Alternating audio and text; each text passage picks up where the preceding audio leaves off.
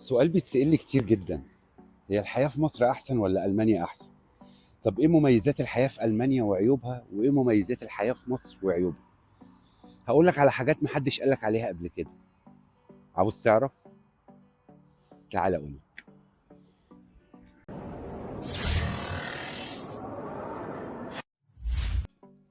قبل ما ابتدي وقبل ما أقول أي حاجة، أنا بشكر كل الناس اللي دعمتني، وفعلا كلامكم اداني سبورت جامد وخلاني متحمس ان انا اكمل. وانا بوعدكم اللي ان شاء الله باذن الله اكون عند حسن ظنكم، وان شاء الله القناه دي هتكبر بيكم انتوا حبايبي.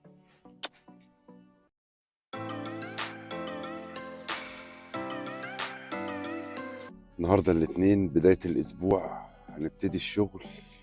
الشيفت بتاعي الاسبوع ده الصبح. انا نازل دلوقتي الساعه 4:30. اخلص شغل ان شاء الله الساعه 1 الظهر. بعد ما اخلص شغل هنروح الجيم نعمل الاشتراك زي ما اتفقنا الاسبوع اللي فات. يلا بينا.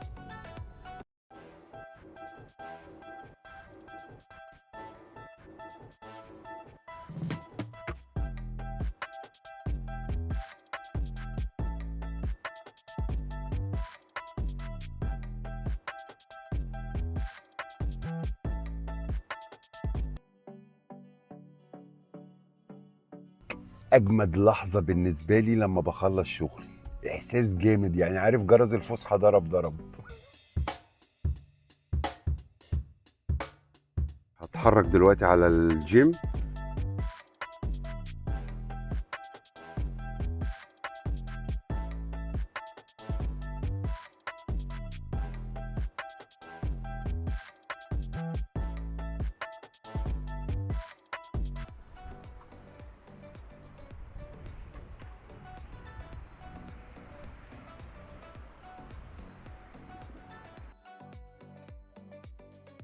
تمام، انا لسه جاي البيت حالا. رحت هناك، ما لقيتش حد، لقيتهم مش موجودين، هيجوا الساعه 3. فجيت على البيت قلت اغير هدومي واشرب لي فنجان قهوه واروح، لان انا النهارده لازم اعمل العقد ده. خلاص بقى طلبت النهارده اللي انا اشترك في جيم الجديد. كده يعتبر الحمد لله يوم الاثنين خلص.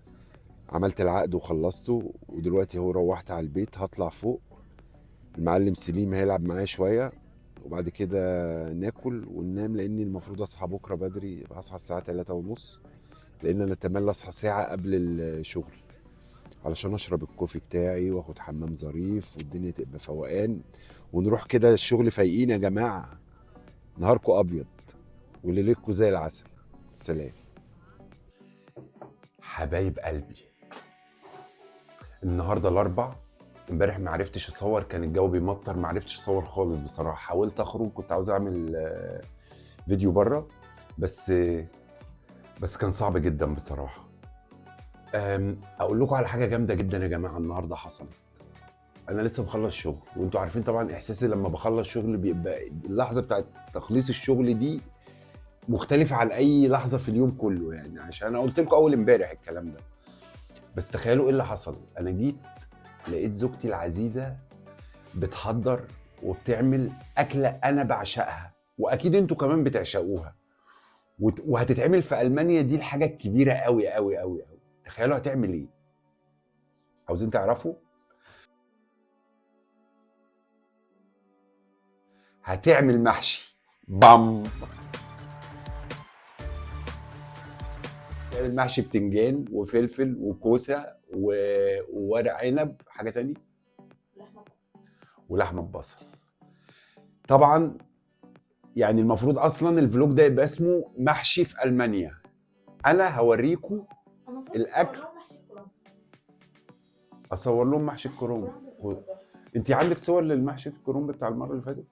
يا جماعه هي لسه عامله لي محشي من اسبوع يعني. مش من اسبوع، ده فشر ده كده.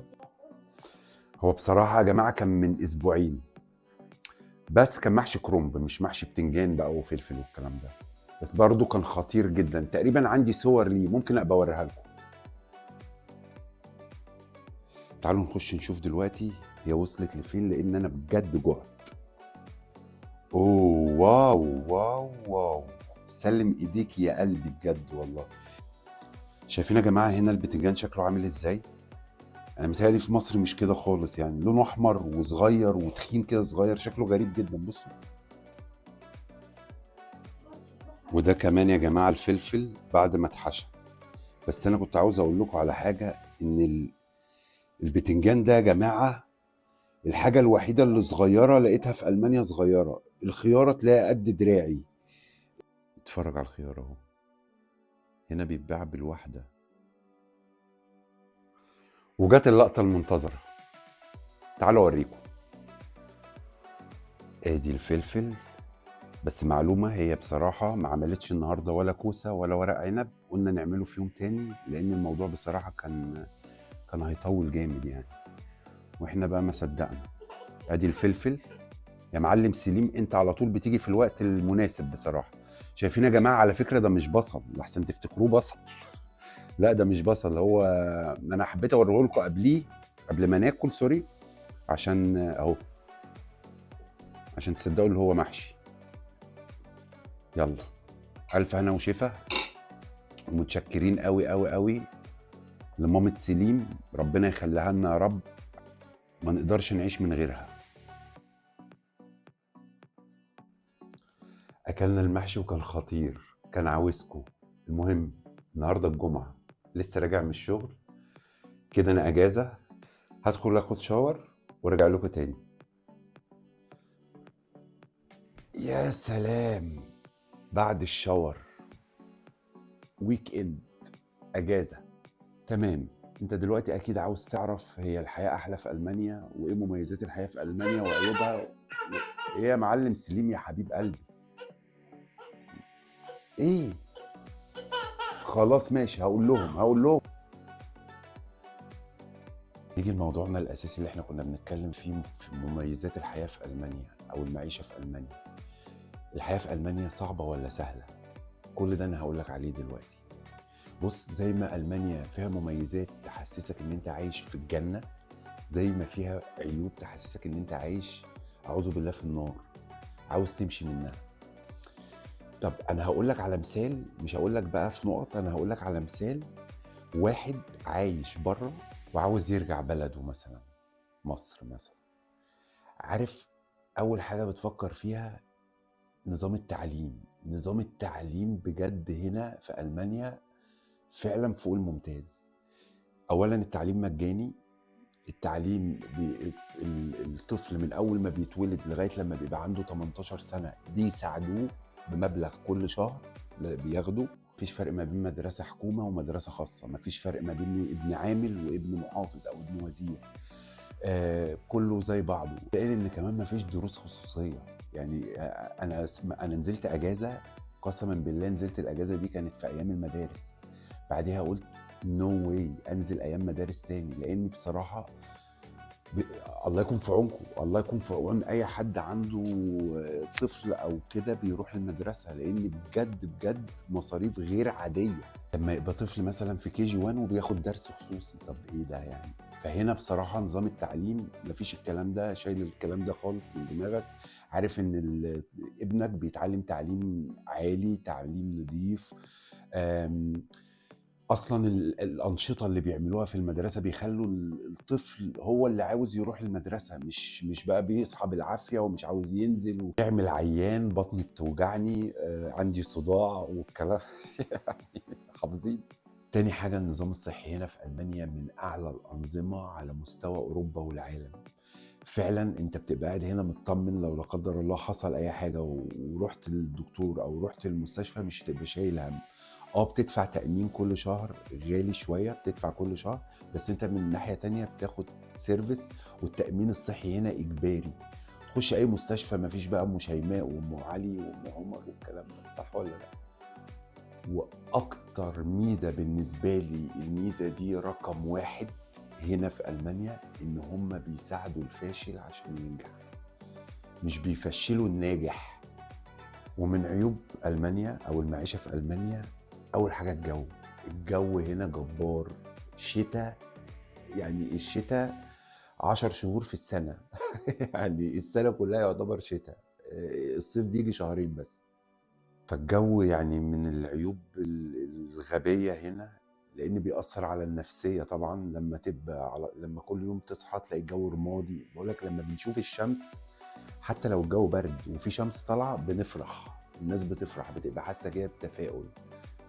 عيب تاني هنا برضو الضرايب. هنا انت بتدفع ضرايب، يعني مثلا بتدفع ضرايب 45% من مرتبك. ال 45 في الضرايب هنا شرائح، فمعظم الناس بتبقى الشريحة اللي هي بتدفع مثلا من 40 ل 45% من مرتبها.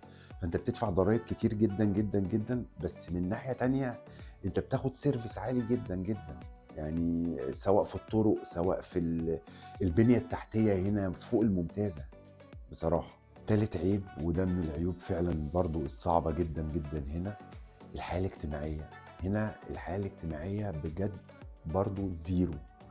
انت هنا لوحدك، حياتك شغل، بيت، بيت شغل.